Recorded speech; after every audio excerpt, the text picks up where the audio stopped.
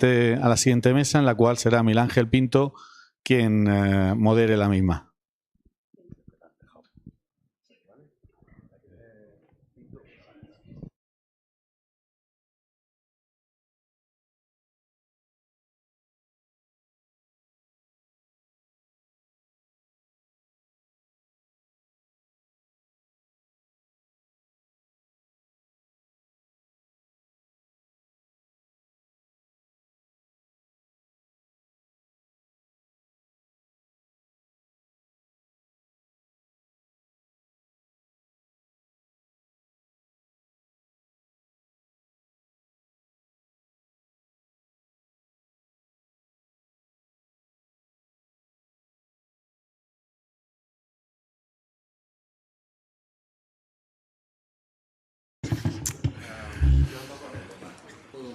¿Vale? ¿Qué tal? Esta se ve ahora. Muy bien.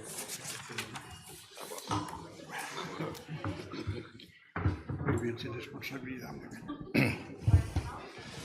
Bien, muy buenos días a todas y a todos. Y como colofón a esta mañana intensa en la que ya... ¿Sí? ¿Ahora? ¿Aquí? ¿Bien? Vale. Y como colofón a esta mañana intensa que nos ha permitido arrancar las 25 jornadas de la Asociación para la Interpretación del Patrimonio, pues vamos a plantear ya el sistema de mesas redondas, en las cuales, bueno, me toca ser en esta primera el no moderador, vamos a llamarlo presentador, y quien va a intentar guiar un diálogo entre vosotras cuatro para tratar un tema como es la comunicación tras sus inicios y sus descubrimientos en Atapuerca, que es un tema, pues bueno, interesante, pero lo vamos a hacer de una manera muy concreta. Tanto Araceli como Eudal, como Nacho, como Antonio, cada cual tiene una especialidad muy concreta y esto nos puede enriquecer. Vamos a hacer voy a plantear una serie de preguntas. Va a haber 3 bloques concretos que vamos a dirigir. Más que nada os los cuento para guiar un poco todo esto y contextualizarnos. Por un lado, vamos a tratar de dónde venimos en esto de la comunicación y desde las 4 disciplinas que tenemos aquí.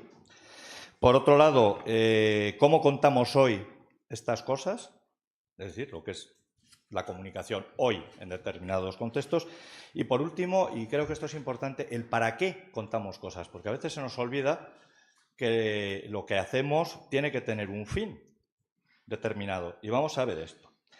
De esta manera, Ignacio Martínez nos va a conectar con las evidencias científicas más sólidas de lo que... De hecho, ya después de la charla inicial hemos visto método científico concreto.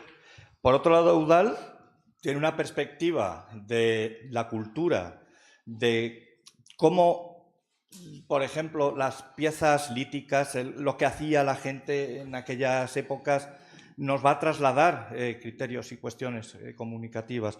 Por otro lado, Antonio, que es el responsable de comunicación en este museo y que controla fenomenalmente redes sociales y cómo trasladar esa ciencia al público general desde este museo, pues tiene una visión también muy amplia en contextos, ¿no? En ese contexto. Y por último, Araceli, desde la óptica educativa, bueno, ya lo habéis visto, contextualiza perfectamente bien en todo esto. Y con todo esto vamos a intentar darnos cuenta de algo que se ha dicho también. Es decir, cuando hablamos de interpretación del patrimonio, hay también detrás muchas cargas, muchas cosas. En su origen viene de muchas partes y de muchas fuentes que se van interrelacionando hasta llegar a lo que tenemos hoy día y que sin duda alguna va a seguir evolucionando. Entonces, dicho esto, pues vamos a preguntarnos un poco cómo sabemos lo que sabemos sobre comunicación en los primeros homínidos. Y bueno, en primer lugar, Ignacio, ¿qué hallazgo concreto de Atapuerca consideras que es el más revelador para interpretar la interacción y la comunicación cotidiana supuesta entre los primos unidos. ¿Qué nos puedes contar ahí? Después de la chapa que os he metido, ¿no? Yo creo que va a ser una síntesis, así de a ver, como lo que estamos hablando es de comunicación, de procesos de comunicación, a mí hay 3, yo diría, registros de procesos de comunicación. Es decir, no nos ha quedado evidencia de que habían decidido hacer algo juntos y juntas, ¿no? Entonces, uno es el nivel TD10 de la Grandolina. En el nivel TD de la Grandolina, pues las personas que trabajan allí y del equipo de Eudal, sus niños y sus niñas, han hecho un trabajo maravilloso arqueológico y han presentado pruebas de lo que tenemos en uno de los 2 niveles de TD10, el nivel de los bisontes. Es un nivel extraordinario porque lo que hay es un monocultivo en la obtención de recursos, o sea, solo hay bisontes. Tenemos 2 niveles, en el uno hay ciervos, caballos, en fin, hay un poco de todo, y en uno solo hay bisontes. Y entonces el estudio que han hecho, la interpretación, lleva a la conclusión de que lo que ocurrió allí es que se dio un episodio de caza comunal de bisontes. Es decir, grupos humanos que se juntaron allí personas para cazar un gran número de bisontes, ¿no? Esto es algo que se pensaba que solo ocurría en Homo sapiens.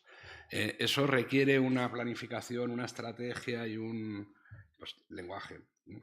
Que me parece que es una evidencia de que hacían algo complejo juntos, nivel de 10. Luego los otros 2 los encuentran en la cima de los huesos, ¿no?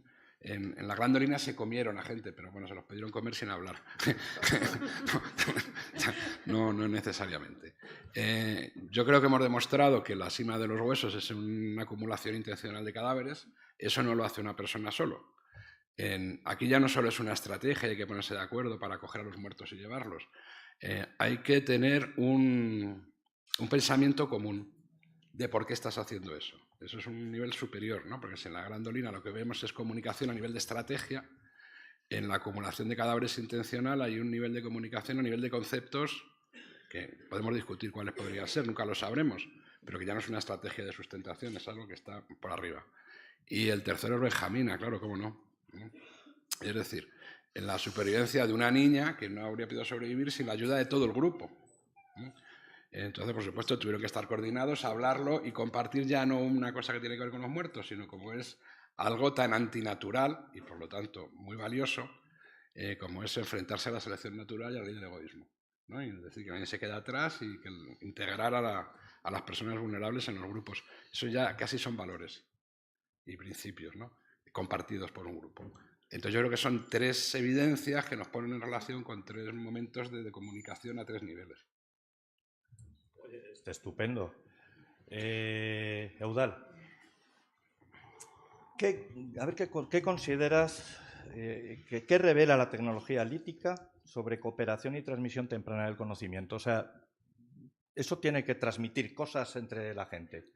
¿Cómo lo consideras? Bueno, para empezar hay una cosa muy importante a tener en cuenta, es la tecnología nos ha hecho humanos.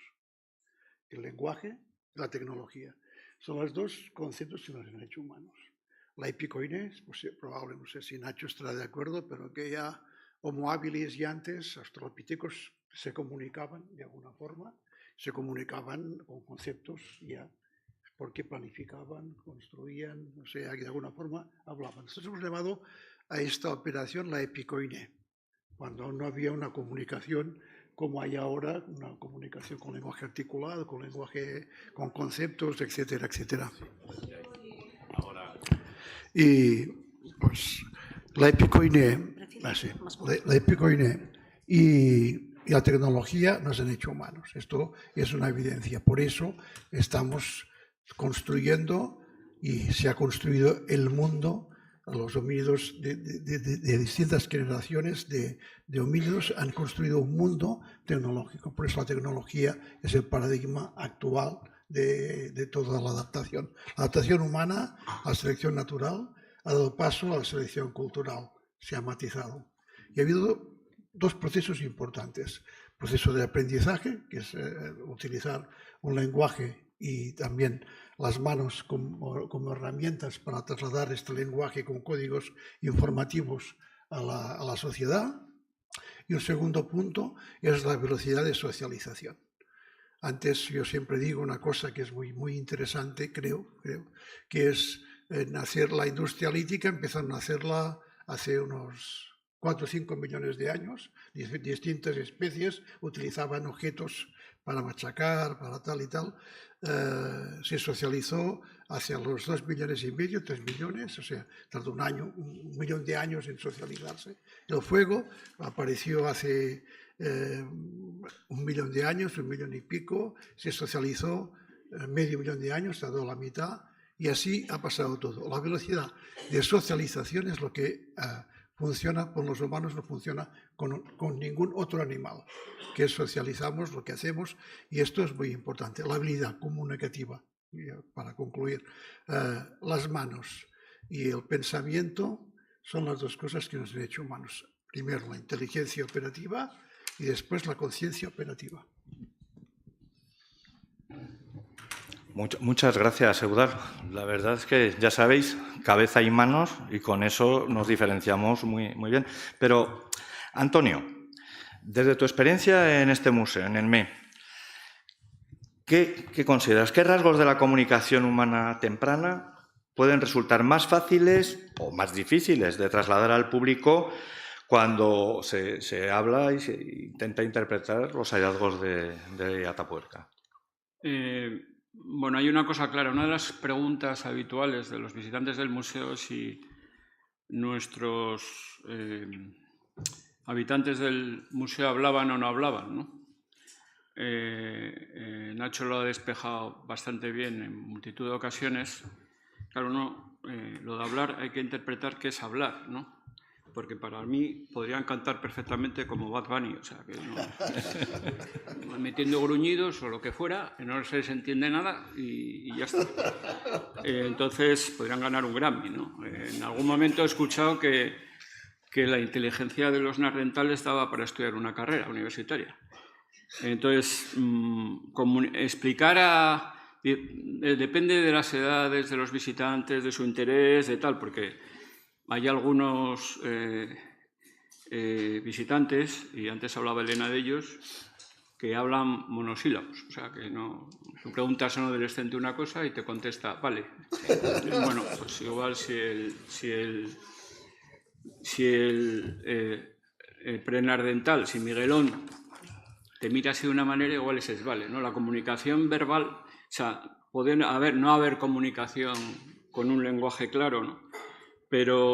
Y eso es lo pero la vida en grupo, y hay una palabra que yo llevo escuchando a Eudald Carbonell, pues igual 40 años, que es la socialización. La socialización lleva mucho de comunicación y eso se les explica a todos los visitantes, ¿no? Y de hecho el fuego es una parte definitiva casi de la socialización y fue hace ya unos cuantos miles de años, porque en algún momento se reúnen en torno a un grupo, se supone que quizá bailen y todo, y emiten sonidos y se reúnen y también se tienen que reunir para cazar en común. No dice, venga, vamos, no, algo harán, no cogen la punta de lanza o para cuidar a los jóvenes, como decía con Benjamina, ¿no? O protegerse cuando ven un león o un tigre de dientes de sable cerca, pues de alguna manera se tienen que avisar, ¿no? Entonces eso sí que es comunicación y eso es fácil de explicarlo a los visitantes, ¿no? Luego también, con todos los nuevos conocimientos pues, del aparato fonador y de los estudios del equipo de Nacho, pues ahí también se puede decir, mira, podían hablar, que lo hablaran o no. Y luego hay descubrimientos también, ¿no? Ya no solo de la forma de hablar, sino de la escritura. César Javier Palacios, pues es que acá el último post que tiene es la brújula verde sobre los nuevos descubrimientos en Alemania y tal, de líneas, tal, de hace 40.000 años ya, ¿no? Entonces, efectivamente, la ciencia avanza, que es una barbaridad. Entonces, no tenemos grabaciones, ni tendremos grabaciones nunca, pero sí tendremos restos líticos, restos de... Entonces, eso... Pictogramas, en fin, se sabe que Mesopotamia fue el origen más o menos de la escritura cuneiforme, pero estamos viendo que hay otros ejemplos previos que se pueden llegar a... Y aquí tenemos una cosa que tienen que hacer, sobre todo los monitores, también los que nos dedicamos a la divulgación, es ir aprendiendo de todo lo que se va escribiendo. Y papers o papeles o estudios salen todos los días o casi todos los meses, un montón. Porque hay mucha gente que escribe de esto, aunque no vive de esto. Entonces, gracias a Dios, pues hay mucha investigación y nosotros tenemos muchos espacios. A veces también nos preguntan los visitantes, y dice, oye, porque aquí hay huecos, ¿no? Porque ha salido un tipo que se llama Sediva no sé dónde, o ha salido un tipo que se llama no sé qué. Entonces hay que explicarles también que desde que aparece supuestamente una nueva especie hasta que entra dentro de las grandes especies, pues se tarda un tiempo, ¿no? Y Eudal, que es una de las personas que está desde el principio en la concepción del museo, pues es consciente de ello, ¿no? Y desde que por fin, bueno, por fin no, todavía hay dudas de si las cimas huesos son Heidelbergensis, pernardentales. Nosotros tenemos claro que son pernardentales, porque nos gusta más el pernardentales que Heidelbergensis. Queremos ganar a Alemania, ¿no? En Heidelberg hay dos huesecillos, ¿no? Aquí hay miles, ¿no? Entonces, bueno,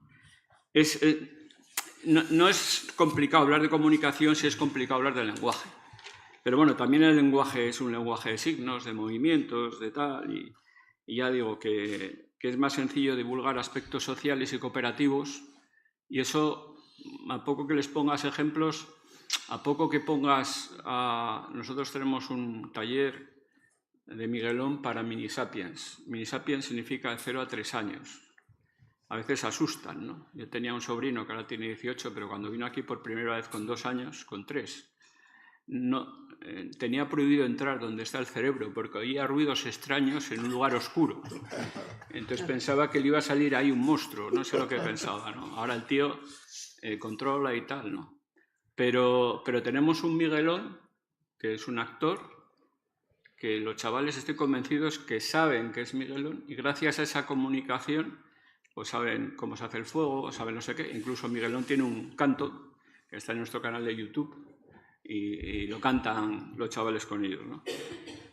Es más sencillo divulgar todo eso que ponernos a hablar de esto, pero en fin, para eso hemos contratado el equipo de investigación a Nacho para que siga estudiando de eso. Y antes de, por si no vuelvo a hablar, porque lo que sí quiero es que se acabe a tiempo y me estoy enrollando, lo que sí es importante en la comunicación, yo aunque he estado en las dos partes, ¿no? Iba a decir del muro, ahora no se puede hablar de muros porque como todo es política, en fin, de la pared. Esta semana no hables. No, pared, de la pared. Entonces he estado en la parte informativa y en esa parte informativa pues conocía ya a todo el equipo de Atapuerca y todo eso y he estado desde un año antes del inicio del museo en la parte del museo, del sistema y todo eso, ¿no? Y lo que sí he visto claro no es la importancia de los comunicadores o de que tengas un equipo de comunicación bueno, malo o regular, sino de los que los científicos sean buenos divulgadores. Entonces, a veces dicen, no, es que los de Atapuerca ya se sabe y tal, les dan más dinero, tienen más presupuesto, tienen más no sé qué. Vale, pero tienen historias que contar y eso es lo que la gente necesita. Entonces, lo que hemos aprendido, todo el equipo o la parte de personas que nos dedicamos a la comunicación es a intentar divulgar esas historias.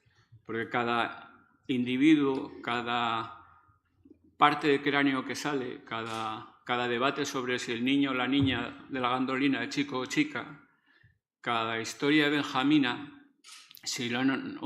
ahora bueno, hemos empezado un podcast sobre Atapuerca que está en todas las plataformas, que les recomiendo que escuchen porque dura 25 minutos, o que vean, bueno, vean todas partes, pero que vean la historia que cuenta Nacho en Benjamina en el canal de BVA, o tal, pues que tenga miles y miles de oyentes, pues significa que a la gente le interesa la ciencia, ¿no? Y eso es lo que podemos comunicar ahora.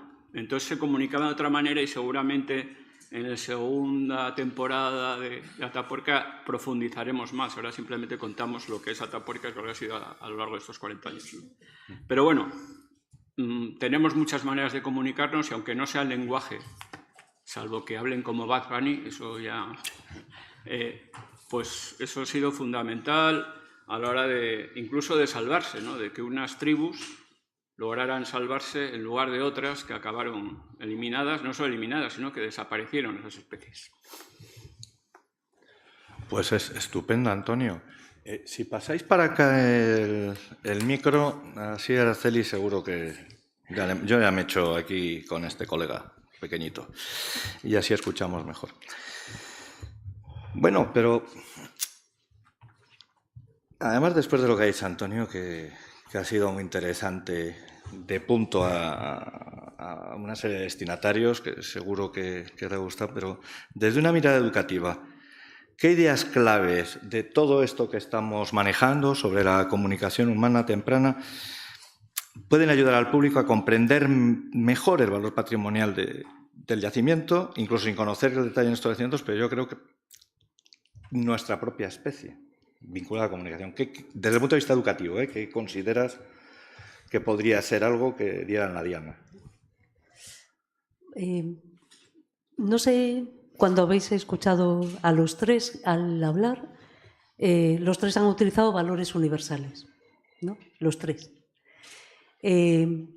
Para mí ese es, por ejemplo, el punto de arranque, ¿no? La empatía, los cuidados, eso, poner a lo mejor tu vida en riesgo porque estás cuidando a una persona que te está entorpeciendo, salvar tu propia vida, ¿no?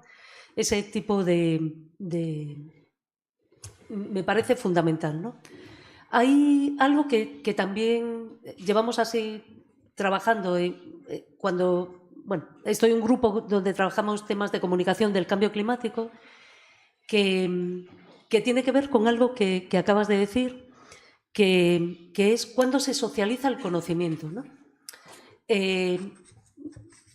La ciencia nos está diciendo que las personas funcionamos con conocimiento social, ¿no? O lo que de forma así más teórica se dice, las representaciones sociales de los problemas. ¿Cómo hacemos? O sea, ante un problema, yo digo ahora cambio climático y todo el mundo está concretando esta palabra en cosas muy específicas que tienen que ver con su formación, su experiencia y demás, ¿no? Ese saber social, ¿quién interviene en construir el saber social? Pues no es el museo, no es la ciencia, ¿no? Ahora mismo se hacen afirmaciones de que socializar el conocimiento está tardando 20 años. O sea, la ciencia dice algo y que las personas acaben como grupo social utilizando ese conocimiento en su forma de estar en el planeta, transcurren 20 años. Desde educación lo que estamos haciendo, ingenuamente o no, es acortar ese periodo de socialización, ¿no?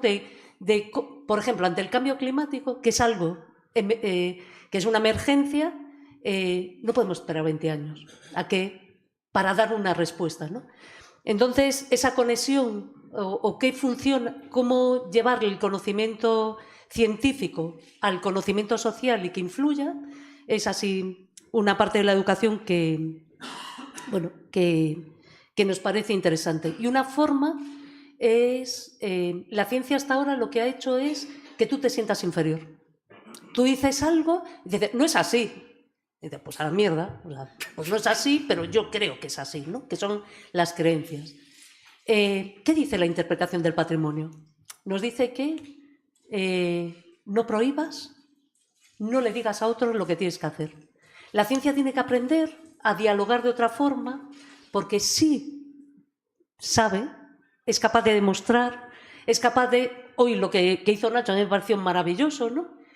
Y no impuso nada. Él habló de sus conclusiones, sus estudios y nos convenció.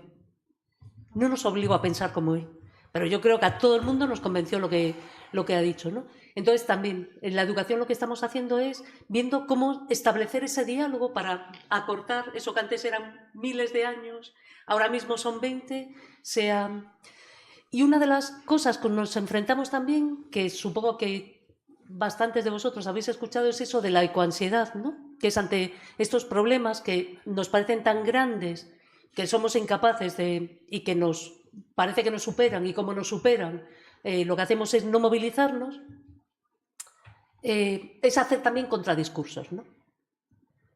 Viene el búfalo y estás solito. ¿Tienes miedo? Joder, no vas a tener miedo. ¿Sabes lo que hacer? No sé lo que hacer. ¿Sí? ¿Cuál fue la respuesta? La respuesta fue unirse. La respuesta fue cazar en comunidad. Y cuando somos todos, somos capaces de cazar y no tener miedo. ¿Tener miedo es normal? Claro que es normal, por eso sobrevivimos, porque tenemos el sentido del miedo. Lo que tenemos que hacer es estrategias para que el miedo no nos paralice, ¿no? Y una de las respuestas, bueno, yo creo que claramente la diste tú. Pues creo que con esto el panorama del bloque 1, en el cual intentábamos saber comunicación, Atapuerca y Cimentos, pues queda de sobra. Luego, al final, en el resumen, pues volveremos a ello. Bueno, vamos a pasar ahora a las preguntas de cómo se comunica hoy día la evolución humana. ¿Cómo, en este caso, la pregunta que nos podemos hacer en general es qué enfoques vamos a necesitar para comunicar la evolución humana de una manera rigurosa y atractiva? A ver, la verdad es que, en mi opinión, la evolución humana, es decir, todo lo humano, todo lo que tenga que ver con nuestra especie, tiene ya de entrada un extra añadido de interés para cualquiera. Porque si hablamos de lo que personalmente, y a ver si estáis de acuerdo conmigo, pero una de las cosas más importantes que tenemos en Atapuerca es que tenemos toda la filogenia de las ratas de agua entera, más que en el ser humano. Sabemos de rata de agua, del género arbícola, todo. Y a mí me parece fantástico. Pero si yo voy hablando de que Atapuerca es importante porque sabemos algo de ratas de agua, posiblemente me tiren piedras. O sea, así es sencillo. Bueno, pues creo que ya tenemos ese extra. Y, a ver, en preguntas aquí, estas sí que os pediría que sean breves, o sea, como muy sintéticas. Vamos a ver si conseguimos hacerlo, que yo creo que sí. Antonio. Estrategias que ayuden a comunicar contenidos evolutivos complejos sin que se simplifiquen en exceso y sin perder significado. Cuidado, que la pregunta tiene aquello. Pero hay cosas que tienen que ser aquellas, es decir, igual procesos tal que ayudan a explicar esto de una manera sin que se pierda el significado, claro. Entonces ya no puedo hablar de Bad Bunny, claro. Si se pierde el significado. Pues... Pero sí que... me gustaría dejar una idea al principio clara.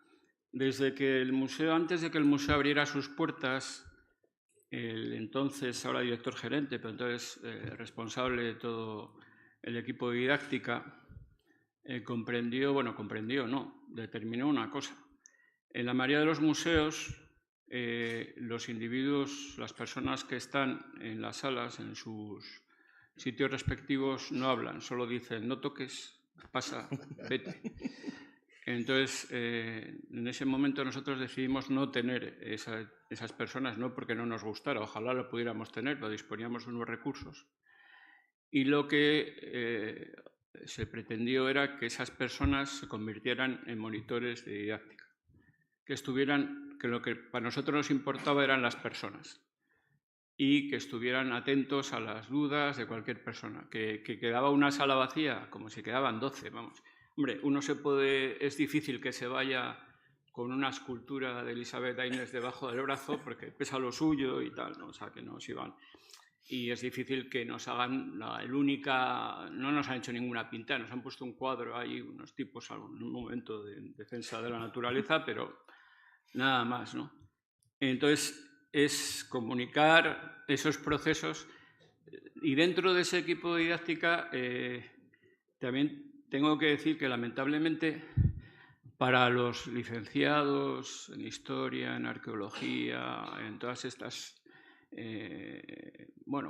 grados, pues no es fácil encontrar un trabajo. Entonces aquí nosotros no tenemos periodismo incluso, ¿no? Aquí se pueden tener un trabajo y hemos tenido la suerte que tenemos a los mejores. Entonces, ¿son unas circunstancias así? Pues quizás sean unas circunstancias de las que nos hemos aprovechado y que estamos intentando mejorar, ¿no? Pero sí es cierto que en la divulgación lo importante es que la gente que hable sepa. ¿Qué ocurrió en los primeros meses, incluso años? Pues que venían guías oficiales de turismo y está muy bien para el turismo, pero cuando los escuchabas pues no estaba tan bien para la divulgación científica. Entonces les dimos varias sesiones sobre divulgación científica a la hora de enseñar el museo. Sobre todo en Semana Santa, que es cuando se junta mucha gente. Nosotros en Semana Santa son cuando más gente hay, no por la belleza del museo, sino porque la catedral está cerrada el jueves y el viernes santo. Entonces, el tipo que viene a Burgos, pues viene al museo. Está cerrada por los oficios y entonces, pues bueno, nos aprovechamos de las circunstancias. Y vienen pues 4 o 5.000 personas, o sea, que está petado. Entonces, en aquel momento los guías vieron su oportunidad y ya está, pero luego se ha ido todo organizando, organizamos las microexplicaciones también que no son, tienen un nivel bastante científico, cada media hora en una planta y todo eso intentamos acercar ese contenido complejo sin simplificarlo. O sea, el Miguelón que canta y que baila y que va con una piel es para 0 a 3 años. Es decir, que eso es, no es para los tíos de 60.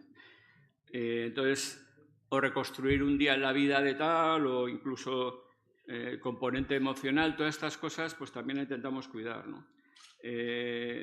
Tenemos unas salas, bueno, una parte de unas plantas dedicadas a Darwin, dedicadas también al Beagle y a todo, en fin, un pequeño, o a Ramón y Cajal, a nuestro premio Nobel, no es el único premio Nobel, pero casi. Y luego, cada vídeo que hacemos, cada intento de reconstrucción y tal. Y otra cosa es que intentamos estar en todas las redes sociales al nivel de las redes sociales. Es decir, que en TikTok, que cualquiera lo diría, pues nosotros tenemos más de 15 millones de visualizaciones y tenemos 83.000 seguidores. Es verdad que ahora empezamos muy fuertes, y vamos poco a poco, y hay secciones que hacen los propios divulgadores. Y entonces, hace poco, una de las personas que lo lleva me dijo, oye, vamos a empezar una cosa que llama Explicando la prehistoria. Mira, cojonudo, muy bien. Y entonces puso Explicando la prehistoria, el primero, 1 de 365. Digo, ¿pero vas a hacer 365 vídeos? Digo, yo no, el equipo de divulgación, el equipo de los que quieran, claro, esto es voluntario y tal, pero bueno, tengo 5 que van a donde sea para hacer esos vídeos, ¿no? Digo, pero vamos, 360, no es todos los días, es cuando se les ocurre. Digo, pues nada, me voy a jubilar y todavía vamos a ir por el 10 de 365, pero bueno, os seguiré escuchando y tal. O sea, y luego conectar con el presente también, ¿no? Yo me acuerdo que a Nacho él no se acordará, no porque no tenga memoria, sino porque escribe tantas cosas y tanto, pero hace unos años le pedí a Nacho las características físicas de Miguelón para ver qué tipo de deporte podía hacer, para subir un post, para ver si podía jugar en el equipo de rugby de Burgos, que es campeón de la Copa, o en el San Pablo de baloncesto. Al fútbol era negado porque era una cosa así cuadrada.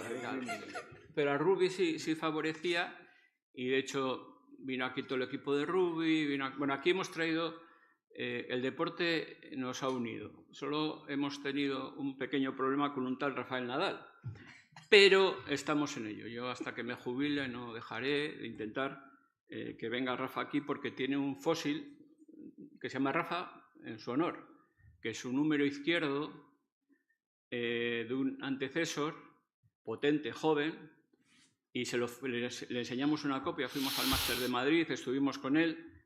La coña es que esa vez que estuve con él era la segunda vez que estaba con él y no se acordaba de nada la primera vez que había estado con él. Con lo cual digo, así vamos fatal. O sea que esa vez iba con Arzuaga, la primera vez iba con el presidente del Comité Olímpico, y lo que decidí, digo, bueno, vamos a trabajarnos aquí a un poco. Aquí ya nos lo hemos trabajado perfectamente, pero a Rafa todavía nos está costando. O sea, el coger cosas actuales que puedan servir a la gente para identificar. Y si le decimos que el húmero izquierdo de Rafa es como el que expusimos aquí, una exposición sobre las manos y tal, pues hombre, la gente lo puede ir asimilando, ¿no? Entonces, esos son ejemplos actuales que también de esa manera intentamos divulgar, sin bajarnos a Bad Bunny, pero sí, un poco... No tengo nada contra Bad Bunny, es que no le entiendo nada las letras. Intentando... Me alegra muchísimo que hable en castellano, que sea puertorriqueño y que haya ganado varios Grammy. Eso estoy con él a muerte. Entonces, todo eso intentamos, eso, ¿no? Que acercar también cosas modernas a la antigüedad, vamos, al pasado. Menudo repaso nos acabas de dar de chulo. Prometo no hablar más, ¿no? Nada, pero Vamos a complementarlo, porque eso puede tener un complemento muy bueno ahora desde otra óptica. Estamos hablando de cómo el público tiene que comprender la evolución humana y de una forma que sea cercana y significativa. Y Araceli Éboli, ¿cómo puede la educación ambiental facilitar precisamente eso? Que conecten con nuestra evolución las personas. Dedicado a Jorge.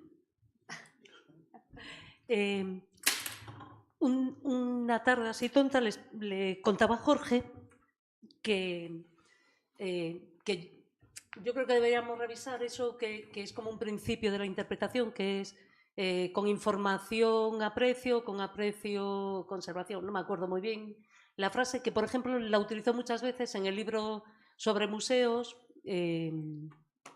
Antonio. Desde la neurociencia lo que nos dice ahora mismo es que no funciona así. Que no podemos empezar por la información, que era un poco la respuesta a la pregunta que comentabas tú, ¿no? ¿Qué nos proponen? Nos dice, haz. Y después de hacer vas a tener tus propias preguntas, vas a tener tu... Por ejemplo, el ejemplo que acaba de poner él de a qué deporte jugaría determinados... Sí, me parece maravilloso, eso es hacer, ¿no? Y dice, desde la investigación decimos que va a jugar al rugby, mírate. Mírate. ¿A qué me dedicaría yo? ¿A qué deporte me dedicaría que no sea coser? Todo eso, el hacer, el pararse, el reflexionar, me va ahora a pedir... Ya hice una reflexión de lo más importante, que soy yo. ¿A qué me dedicaría? ¿O para qué estoy bien dotada? ¿Para qué deporte estoy? Y ahora a partir de aquí sí necesito información para llegar a conclusiones, para poder actuar, para si no estoy dotada para ningún deporte en especial, por fin potarreg, mentía, llevas teniendo años, etcétera, ¿no? Entonces, para mí la respuesta es hacer. Y algo que me parece interesante, que se está haciendo desde el mundo, más desde la tecnología y no desde las ciencias sociales, es pensar en escenarios de futuro. Porque yo creo que el trabajo que estáis haciendo vosotros es un paso para poder, como especie, ¿no?, seguir evolucionando y poder entender muchas cosas y no cometer errores, ¿o sí? La gente que está trabajando, los ingenieros, ingenieras informáticas, etcétera, etcétera, las grandes potencias y demás, están permanentemente trabajando en escenarios de futuro. ¿Qué me vas? Microsoft se pregunta, ¿qué puedo vender dentro de un año? Para tenerte este año trabajando en eso. ¿Qué te voy a vender dentro de 5 años? ¿Qué te voy a vender dentro de 10? Y están siempre focalizando hacia adelante. Su objetivo es vender. Desde las ciencias sociales, no. Siempre estamos mirando para atrás, pero al contrario de lo que están haciendo ellos, no para ser proactivos, que yo creo que es la diferencia que nos estáis mostrando, ¿no?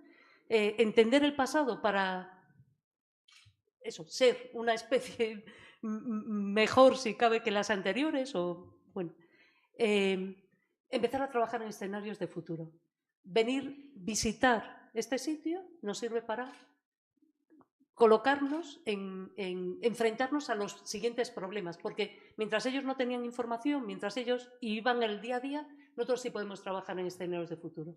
Y trabajar en escenarios de futuro es acabar con distopías y volver a recuperar las utopías, la esperanza, los proyectos en común, etcétera, etcétera. La verdad es que, como vais viendo, esto tiene futuro y muchas interconexiones, pero, a ver, Ignacio, Nacho, hay algo que me preocupa. Y es dentro del discurso cuando intentamos comunicar la evolución humana, y yo creo que cualquier cosa que parte de la ciencia, hay una parte de la ciencia que como científicos, pues es cierto, la incertidumbre es una constante en un científico, una científica. Si no tienes incertidumbre, si no te estás preguntando cosas, si no estás seguro, lo has dicho bien, claro. A ver, aquí lo más seguro es que la gente hablara, pero cuidadito, no tenemos el lenguaje fosilizado que sea una evidencia clara, ¿no? Pues bueno, ¿cómo consideras que debería de comunicarse la incertidumbre científica al público para que lo entienda como una parte natural del conocimiento, que la gente a veces no lo entiende casi, y no como una debilidad? Porque, claro, luego nos vienen con desinformaciones y una de las partes es esa, que cuando tú estás exponiendo y dices, no me atrevo a decir tal, por ejemplo, en un juicio, te dicen, no, el juez va y te dice, no, es sí o tal, no lo puedo garantizar. Y entonces eso enseguida lo ve la sociedad como débil. ¿Hay alguna manera de intentar evitar eso? Sí, es muy fácil, con honestidad. Claro, diciéndolo, no sé. Claro, diciéndolo. Si es que es una cosa... Voy a hilarlo con una cosa que he dicho antes Araceli y me parece fundamental. Yo he dicho antes de clase en el máster de secundaria y de clase en una asignatura que es de evolución. Y empiezo la asignatura preguntándoles qué opinan del auge del terraplanismo. ¿No? Del terraplanismo. Del terraplanismo. Toma, usa ese. Porque... Como profes, a mí me preocupa mucho, ¿no? A la hora de comunicar la ciencia, de divulgarla, ¿cómo es posible que haya gente que piense que la Tierra es plana a estas alturas de la película, ¿no? Pues porque vivimos en una cosa que se llama la posverdad y todo eso, se ha generado un caldo de cultivo. Entonces yo creo que la ciencia es complicado por varias razones. Primero, la ciencia tiene certezas. Y a las certezas no se puede, ¿cómo decirlo? Cuestionar. Pero la Tierra es redonda, .com. La evolución existe.com y una serie de cosas. ¿No? O sea, no podemos caer en la trampa de Trump, nunca mejor dicho, de que todo es cuestionable y no sé qué. No, mire usted, hay cosas que ya sabemos. Dicho esto, no puede haber un mensaje científico. El mensaje científico tiene que tener dos partes. Y la modernidad está en contra de la segunda, a lo que voy. Una es qué he descubierto. Y la otra es cómo lo he descubierto. Claro, como nos piden que todo lo contemos en un titular, como nos piden que lo contemos en un cuarto de hora, como nos piden que lo hagamos en 3 minutos, no me cuente el rollazo de cómo lo ha hecho, dígame el qué. Pues eso se llama una iglesia. Claro, eso es una iglesia. Venga usted, les cuento, hablaban. Y ya está, ya lo he dicho en 1 minuto, ¿no? Pero es que sin el cómo no es ciencia. Sin el cómo no es ciencia. Lo que nos distingue de otras cuestiones dogmáticas es que explicamos cómo lo hemos hecho. Y en el cómo está la incertidumbre legítimamente, si no pasa nada, ¿no? No pasa nada. Cuando uno adquiere un conocimiento dogmático, vive en un lugar del cerebro que puede ser sustituido por otro conocimiento dogmático. Claro, si la Tierra redonda es un dogma que me contaron como si fuera una iglesia, porque nunca me explicaron cómo, pues luego viene otro que es más simpático, porque encima me lo explicó un maestro antipático, me puso deberes, claro, pues me mola más y además quedó guay porque soy cuñado, pues estoy más enterado que nadie. Con eso no podemos competir. Pero si viven en lugar de la racionalidad, pues es irreductible, no puedes con ella. Así que, por favor, en la divulgación, déjennos espacios para contar cómo. Y nosotros haremos todo el esfuerzo que podamos para hacerlo lo mejor posible, ¿no? Pero no nos quiten el cómo, porque nos convierten en vendedores de crecepelo. Y cuando vamos a clase, yo soy profe también, he sido muchos años profe de secundaria, hay una estrategia, creo yo no me dedico a pedagogía, digamos que yo soy amateur, ¿no? Claro, yo doy clases y me ocurren cosas, no lo sistematizo, no tengo lecturas, soy un poco amateur. Hay cosas que se pueden, que ni tan siquiera hay que contarlas. Si es que lo mucho mejor es ponerles la emboscada intelectual para que la descubran. Porque si tú lo descubres ya, esto está inventadísimo, si es que esto que estoy diciendo. Yo, por ejemplo, a los chicos que van a dar clase en secundaria les digo, no les contéis la teoría evolutiva en cuarto de la ESO, porque se la estáis contando. Coger en primero de la ESO y les ponéis a trabajar por grupos con una pregunta. ¿Por qué la naturaleza viene en paquetitos? Claro, ¿por qué van los moluscos? Los equinodermos, porque eso se ve primero de la ESO, ¿no? Los mamíferos, ¿por qué van paquetitos? Porque hay muchos que se parecen tanto. Y es que te lo dicen ellos solos, porque tienen un origen común, porque a esa edad que todavía nadie les ha comido la cabeza, es de cajón de madera de pino. Y si lo has descubierto en primero de la ESO, porque te lo han puesto a huevo, no te lo quita de ahí nadie. Entonces hay estrategias, que es que arranca de lo que tú has dicho, que es que no puedo estar más de acuerdo. La ciencia no es dogmática, y como no es dogmática se equivoca, y como no es dogmática, pues vamos... Entonces yo creo, no sé si me enrolla mucho, pues hay que contarlo así, pero necesitamos tiempo, claro, porque si tienes 30 segundos, en 30 segundos no puedes decir, pues no lo sé, porque es que te apagan el micrófono. Que yo sé que es muy difícil, por los tiempos que corren, claro, pero es que nosotros caemos ya de acabo con esto. Caemos en la trampa, en el mundo científico te viene en eso de, en mi universidad, yo me subo por las paredes, hay concursos, tesis en 3 minutos. Cuénteme la tesis en 3 minutos. Yo a la gente que hace tesis conmigo, mira, haz lo que quieras. O sea, si quieres ser, yo te ayudo. Pero esto no es un ejercicio circense, ¿no? En los congresos, pichacucha, una cosa que te va pasando en las diapositivas así. Bueno, pero eso es un ejercicio circense, porque a lo mejor necesitas más tiempo en una diapositiva que en otra. Entonces nos ganan los formatos, ¿no? Nos ganan los formatos. Luego tenemos que reivindicar que nos dejen un poquito de tiempo para estas cosas. No, perfecto, porque has definido, de verdad, yo al menos, no sé vosotros, pero vosotras, pero estoy totalmente de acuerdo. Ya está bien de hacer síntesis a todo. O sea, el explicar los procesos, el cómo se llega a las conclusiones es fundamental. Y eso, por desgracia, no tiene ese tiempo que está demandando. Pero, Eudal, seguramente aquí hay varias cosas, pero la perspectiva evolutiva y todo el proceso de historia, ¿cómo crees que nos puede ayudar a comunicar de una manera más profunda ya los retos humanos contemporáneos? O sea, tenemos todo un bagaje histórico, toda una perspectiva evolutiva, y tú además lo conoces perfectamente bien, y eso nos tiene que ayudar de alguna forma a poder comunicar a las otras personas, ¿no? Esas historias sobre los retos que tenemos ahora. Bueno, yo creo mucho, pensar es muy importante. Y pensar sobre lo que se conoce, porque conocimiento y pensamiento vienen seguidos. El planteamiento, yo vine a Atapuerca hace casi 50 años pensando que conociendo el pasado podíamos transformar el futuro, lo que se decía en las clases de historia de los años 70 y tal. Yo pienso que no. Yo pienso que hemos de saber la especie qué quiere en el futuro, una teleonomía, qué queremos en el futuro. Porque sabiendo lo que queremos, podremos buscar en el pasado si ha ocurrido otras cosas parecidas, funciona. No sabemos lo que hemos hecho, el pasado. Hay una cosa que es muy popular y eso lo decimos siempre, agua pasada no mueve molinos. Y precisamente ahora mismo nos encontramos en esta historia. Nosotros hemos contribuido de forma muy directa a que en España el diseño inteligente tenga poca vigencia. Poca. Hemos estado 50 años machacando teoría de la evolución y hemos desbancado el diseño inteligente que corría, como en Estados Unidos, el peligro de ser mayoritario entre la población.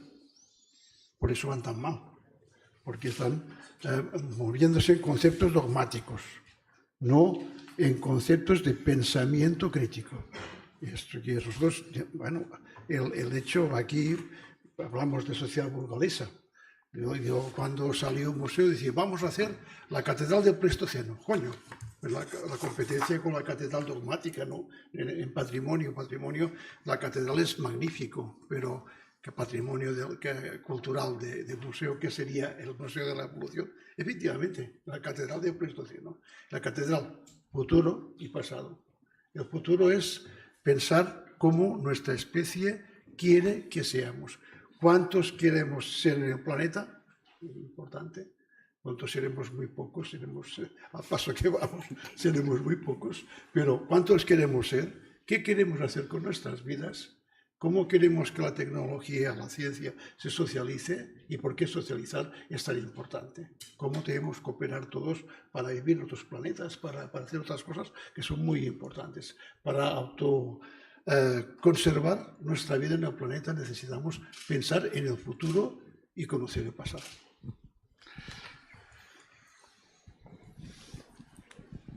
La verdad es que es una reflexión, yo creo que muy interesante y que además, si vamos articulando lo que se ha ido diciendo desde Antonio, Nacho, Eudal y Goli, podemos ir construyendo algo que luego al final veremos. Pero ahora vamos a plantearnos, ya para terminar, este va a ser el último bloque, Atapuerca como patrimonio vivo ya. Es decir, y ya aterrizando más, aunque seguimos con lo mismo porque no nos queda otra, hablamos de comunicación. La pregunta general que nos podemos hacer aquí, y luego va a ir la particular a cada uno de la mesa, es ¿cómo podemos construir o cómo construimos un relato que conecta a la sociedad de ahora con lo que fue o con homínidos que tenemos en Atapuerca, ¿no? Entonces, Ignacio, hay una pregunta que se me ocurre aquí que creo que puede encajar, es, ¿hay evidencias concretas del registro Forsi en Atapuerca que pueden ayudar a construir un relato comprensible sobre la vida y la comunicación de nuestros antepasados? ¿Alguna pincelada? Pues yo voy a enlazar con lo que ha dicho antes Saudal, ¿no? Porque si algo nos ha enseñado el pasado es que somos la especie que elige el futuro. Así se podría definir a la especie humana. Somos una especie que no se adapta. O sea, nuestra gracia no es adaptarnos. Nuestra gracia es viajar al futuro, pensar futuros, elegir uno y que se haga realidad, ¿no? No teníamos filos y hicimos cuchillos. Y ahí empezó todo. Así que no puedo estar más de acuerdo con Audal, ¿no? Ese es el mensaje. Somos la especie que elige el futuro. Eso de hacia al futuro, como dice Audal, hasta donde elijamos. Es un buen punto de partida y de reflexión. Y con los mensajes de la prehistoria y todo eso es igual, hay que elegirlos. O sea, la prehistoria son huesos viejos y piedras rotas. Y tienen el interés que tiene para los especialistas. Y ya está, ¿no?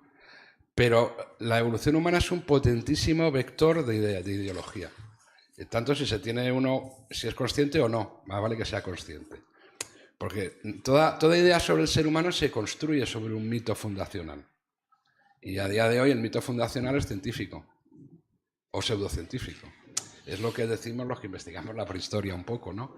Y entonces la pedagogía, la sociología, la economía, la psicología, las leyes, se construyen sobre la idea que tenemos de lo que es la naturaleza humana, y en eso contribuimos nosotras y nosotros, ¿no?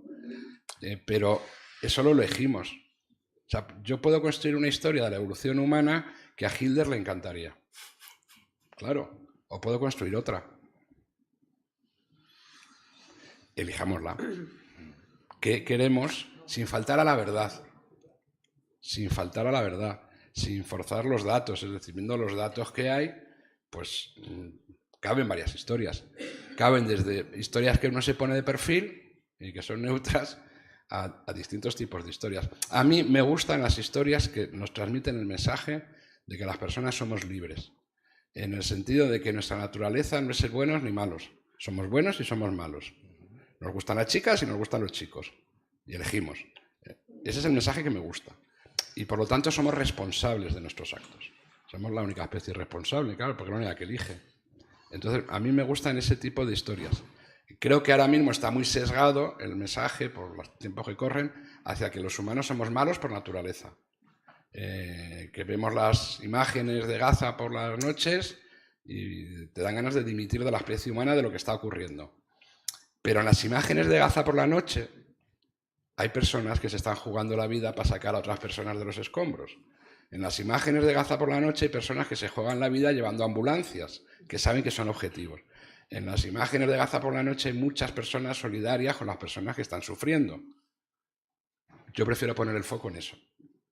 También es verdad lo otro, pero creo que tiene demasiada luz a día de hoy. Entonces, para compensar, y eso que digo de las imágenes de Gaza lo podemos decir de la prehistoria, ¿no? Y entre las cosas que creo que son importantes en la prehistoria, a la hora de hacer un poquito de contrapeso, y tú lo has dicho en tu presentación, Araceli, yo creo que falta perspectiva de género.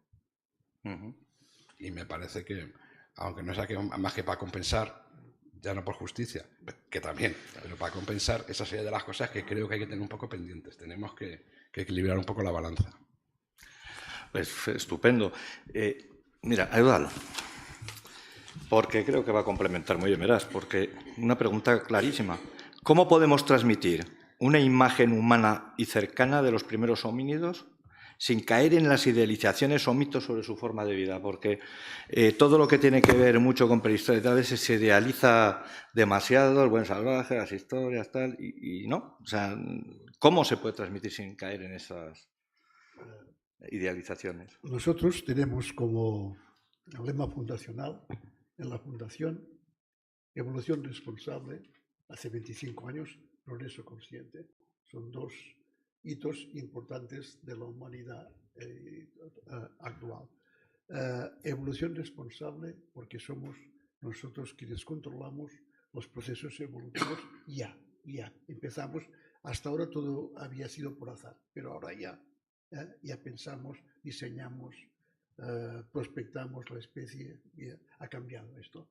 Y progreso consciente es básico, porque sin conciencia no hay progreso, y sin progreso no hay conciencia.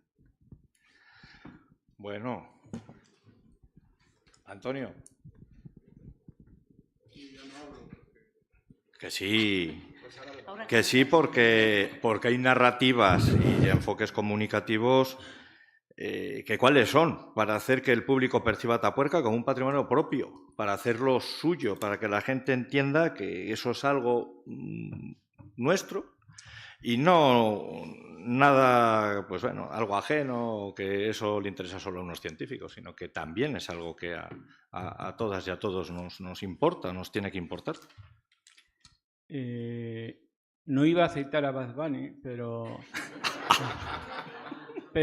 quiero identificarlo con algo propio. No sé si muchos de los que estáis aquí sois de Burgos o no, pero el nuevo disco de La Moda, que es el grupo que está de moda en España, el primer concierto fue aquí. Y no porque sean hombres primitivos, sino porque identificamos al museo con la actualidad. Y es uno de nuestros... ¿Por qué vinieron aquí? Hombre, se les conoce, nos conocemos, nos vemos bien, en fin, cosas de estas, ¿no? Pero además para ellos era algo identificativo de Burgos. Es decir, que se podían haber ido a... No se me ocurre otra cosa ahora mismo. A Bilbao, pero eso no es identificativo de Burgos. Teniendo en cuenta que los 4 son de Burgos, ¿no? Bueno, primero quiero resumir una cosa... Bueno, primero quiero hacer un spoiler. Que es que aquí ven a Eudald Carbonell, el tipo aparentemente optimista. Va a sacar un libro el próximo mes que se llama Los pilares de la humanidad, que es continuación de Los pilares de la tierra. Si aquel fue un bestseller impresionante, no les digo yo Los pilares de la humanidad. Pero no, cuando lo lean, y tuve ocasión de presentarle su anterior libro, lo primero que hice después de presentar los anteriores libros es meterme en la cama, ¿no? Porque es que me daba miedo todo lo que iba a venir. Entonces, cuando lo tengan y lo lean, prudentemente vayan asimilando lo que va diciendo, porque se nos acaba el mundo. Bueno, medio en broma, medio en serio. Yo quería fijarme en 5 cosas brevemente, que es primero la identidad, nuestra historia, ¿no? Que es la manera, pues no nuestra historia de Burgos, que está muy bien que el San Pablo de Burgos ponga un bifaz en su camiseta en el retorno a la ACB, que está muy bien que somos socios de honor del Rugby y está muy bien que La Moda toca aquí, ¿no? Pero bueno, eso lo hemos hecho en 15 años, no llevamos 800 como la catedral. Y no lo hemos hecho en 15 años, lo hemos hecho en 40 años, que son los tiempos de excavación de Atapuerca. Y ya he citado el podcast. En el podcast, Eudald en un momento empieza a decir cómo les iban reconociendo los habitantes de Ibeas y de Atapuerca cuando llegaban por allí, ¿no? Que eran individuos extraños, raros, que si se dedicaban a no se sabe qué, porque esto de arqueólogos y tal no se llevaba, ¿no? Si eran mineros o no se sabe. Bueno, una serie de cosas, ¿no? No tardaron mucho en identificarse por el lugar, por esto de que tanto Eudald como José María, pues eran habituales ya de las primeras tascas de aquellos lugares, se fueron conociendo a todos los del pueblo, ¿no? A Jimmy, que en paz descanse, y de un gran recuerdo, y con él a todos, ¿no? Es decir, que entonces ya eso es el boca a boca y se fue extendiendo, ¿no? Pero esa identidad, ¿no? Luego la emoción, las historias humanas, ¿no? Y eso es lo que creo que es importante para identificarnos, ¿no? No somos el Cid, ni... me iba a decir Miguelón es el Cid, pero bueno, vamos camino de... Vamos a ver si lo logramos. El territorio, ¿no? También es importante... el burgalés se quejaba de que no había ninguna especie.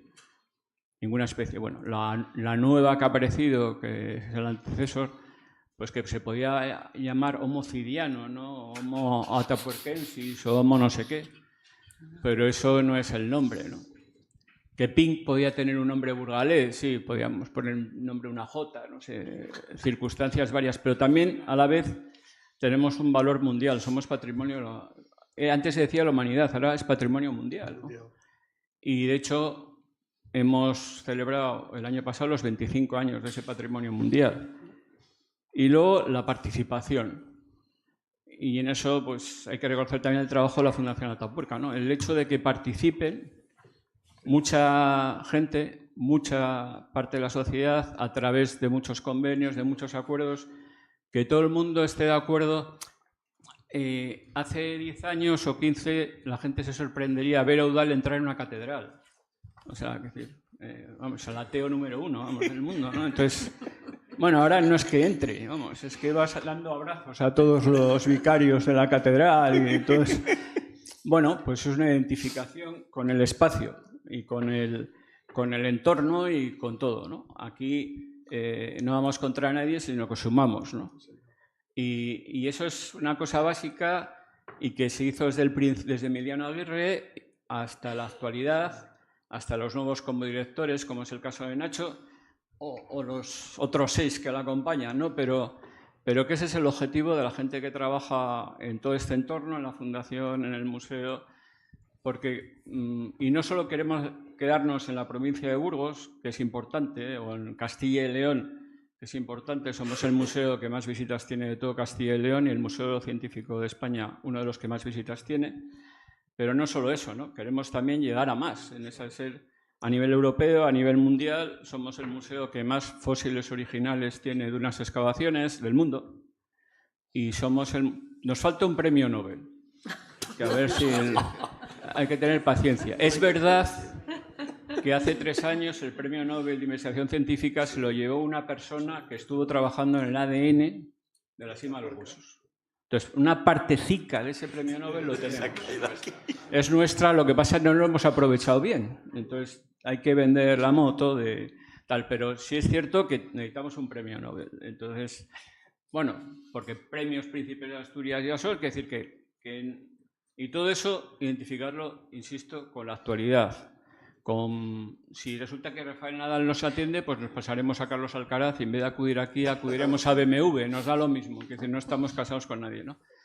Y en el museo, pues eso, todas estas narrativas pues se ven en los talleres, en la arqueología experimental, en la conexión de la que ya he hablado entre los yacimientos y el museo, van juntos, y el CARES, que ahora se está reformando un poco, el Centro de Arqueología Experimental, que queremos que haya un fin de semana prehistórico, que creemos que con la presencia del CARES, Museo de Yacimientos, el turismo se ha beneficiado en Burgos, porque ya tienes no solo que dormir una noche, sino casi 2, y además quieres ver otras partes de Burgos, es decir, que todas estas cosas vamos muy unidos al territorio, ¿no?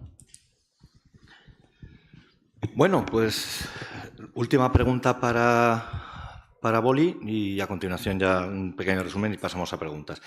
Pero bueno, en este caso de actualidad, ¿qué estrategias educativas, hablando ya de educación y estratégica, o sea, de estrategias, qué estrategias educativas ayudan a que las personas se sientan parte de la historia evolutiva propia de la especie, se impliquen?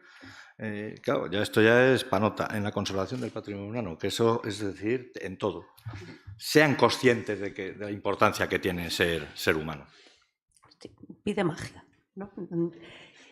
Como soy gallega, hago preguntas, ¿vale? Respondo preguntando.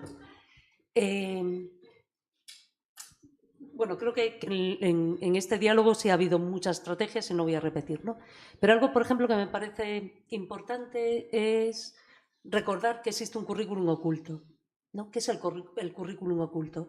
Son aquellas métodos, información y demás que funciona de forma no consciente. Por ejemplo, si cuando viene alguien al museo, o sea, cuando viene un grupo al museo, yo separo los niños y las niñas, eso es currículum oculto. Y yo puedo preguntar por qué lo hago. Lo puedo hacer por ideología, lo puedo hacer porque están en estadios evolutivos diferentes aunque tengan la misma edad, lo puedo hacer por un montón de razones. Pero cuando no lo expreso, eso está funcionando y está generando cosas, ¿no? Cuando hablamos de currículum oculto, os pongo un ejemplo. Ahora mismo, bueno, desde hace muchos años voy haciendo el seguimiento de qué le cuentan a nuestros alumnos de secundaria los libros de texto sobre cambio climático, ¿no? Y en estos 12, 14 años que llevamos haciendo eso, ha habido cambios importantes. ¿Cuál es el último cambio importante? Es que la misma editorial, claro, yo analizaba, por ejemplo, libros de la editorial Anaya y decía lo que decía sobre cambio climático.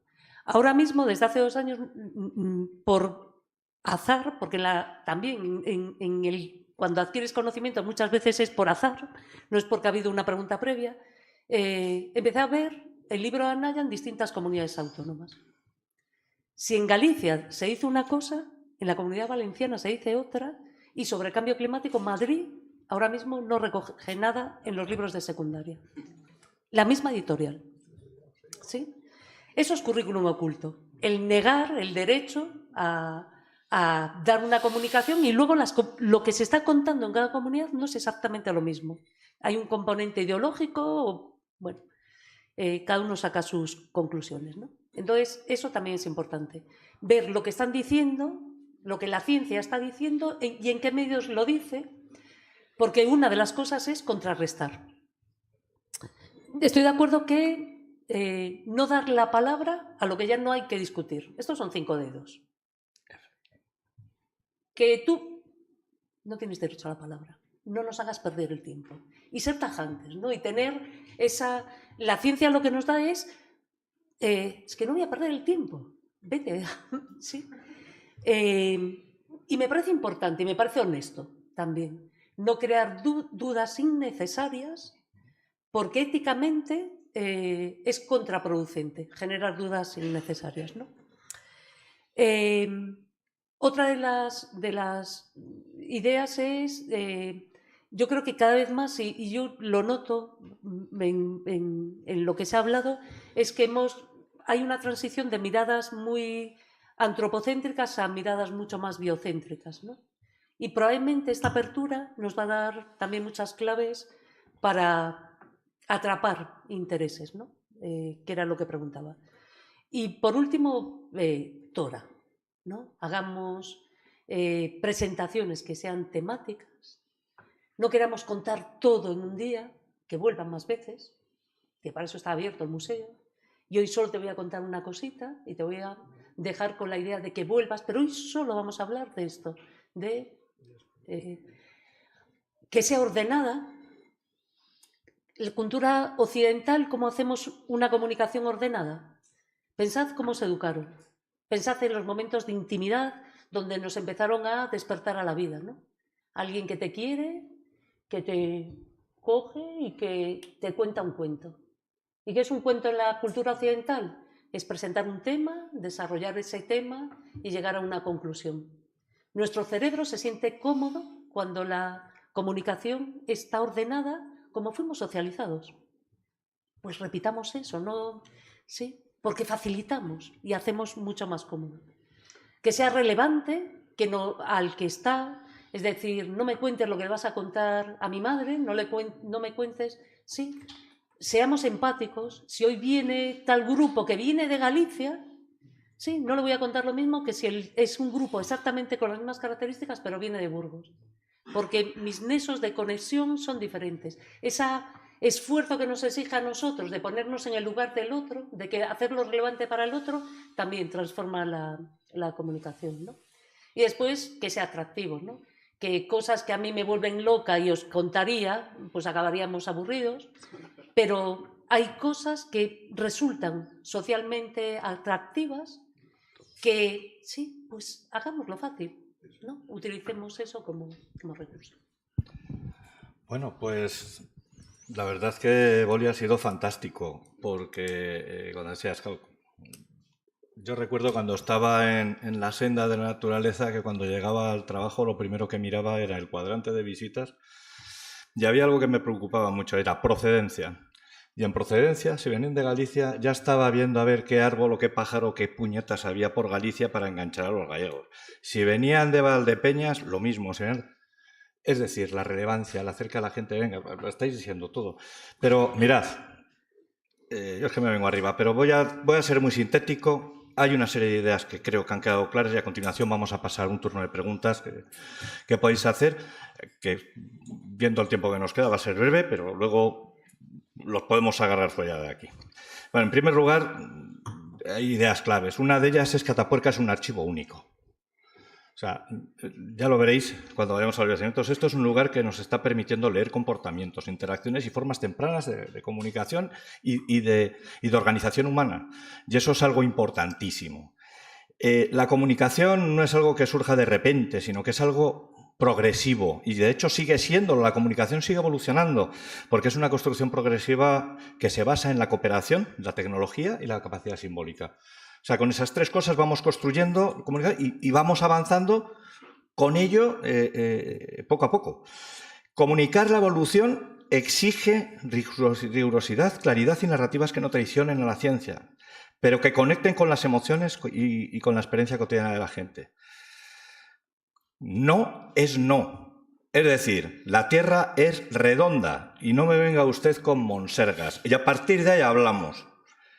Luego, si queréis, en Petit Comité os comentaré situaciones ambientales en las que hay que ponerse rígido con estas cosas y no dejarnos llevar en entrar a debates con otras, digamos, colectivos que van en contra precisamente de esto, y se está haciendo además. La educación y la divulgación del patrimonio no es solo, y esto ya lo sabemos, no es transmitir datos, sino que tenemos que activar todo esto para ayudar a que cada persona encuentre sentido, una conexión y una implicación. Y por último, Atapuerca no es pasado. Siempre se ve, no es pasado, es un patrimonio vivo. Un recurso para comprendernos como especie y para pensar en cómo queremos evolucionar socialmente. Es muy importante pensar en qué puñetas queremos como humanidad. Y cuando tengamos eso claro, casi nada al aparato, pues igual conseguimos arreglar algo y tal. Con estas ideas en la cabeza, si os parece, abrimos ahora un pequeño turno de preguntas que queráis hacer, y si es breve, pues desaparecemos rápido para ir a comer. Hola. A cualquiera. Felicidades, Pinto, lo has coordinado muy bien, a los 4 componentes de la mesa. Y bueno, se puede concluir, esa es mi reflexión, que como el triunfo como humanos ha sido por la socialización como pueblo, unidos como grupo, versus frente al individualismo. Está claro que las personalidades existían en nuestros antecesores, pero ¿cuándo empezamos a derivar? Que nos ha traído a estos lugares. De esos polvos vienen estos lodos. Es decir, la pregunta, aunque puede parecer retórica, y se la dirijo a cualquiera de los 4 o de los 5, ¿podría configurarse o existir, pueden existir procesos inversos en la evolución que nos retrotraigan aún para sobrevivir como pueblo, como especie, como humanidad? Que nos retrotraigan a un estado de conciencia por encima de los egos, por encima de los individualismos, que hagan el mundo menos peligroso.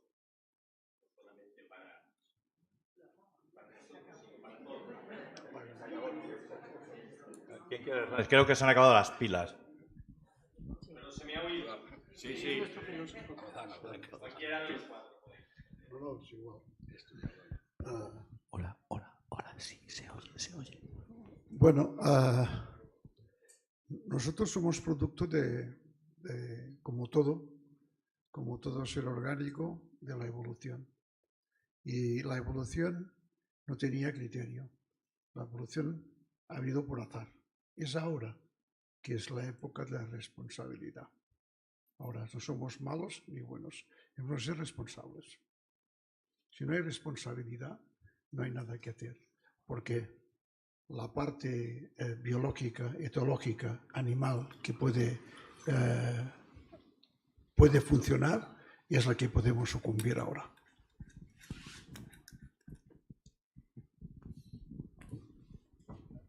Y con esto queda respondido. ¿Alguna pregunta más? ¿Alguna pregunta más? ¿Una más?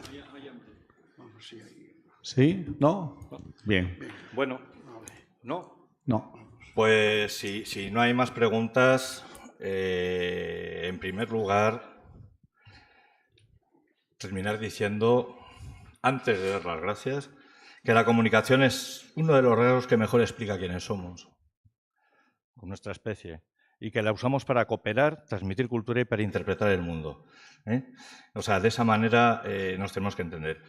A ver, os agradezco de verdad y de veras, tanto la asociación y yo personalmente, la generosidad que habéis tenido participar en esta mesa. Espero que hayáis estado cómodos y os animo a todos los presentes a seguir explorando. Esta tarde vamos a seguir pensando en Atapuerca no solo como ese sitio donde hay unos hallazgos y ya hay un equipo y qué bien se ven y todas estas cosas que se han dicho. No.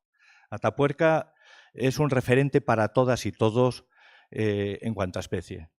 Y que tenemos la oportunidad, y yo creo que hasta el deber, de estrujar para interiorizarlo. Y, ¿por qué no? Sentirnos orgullosos de ser lo que somos, a pesar de las desgracias. Pero lo ha dicho muy bien Ignacio. Somos capaces de destruir, pero también somos capaces de crear. Porque no creamos en vez de destruir. Y nada más. Muchas gracias por vuestra atención. Gracias de nuevo a los ponentes. Y con todo esto, ahora nos vamos a comer.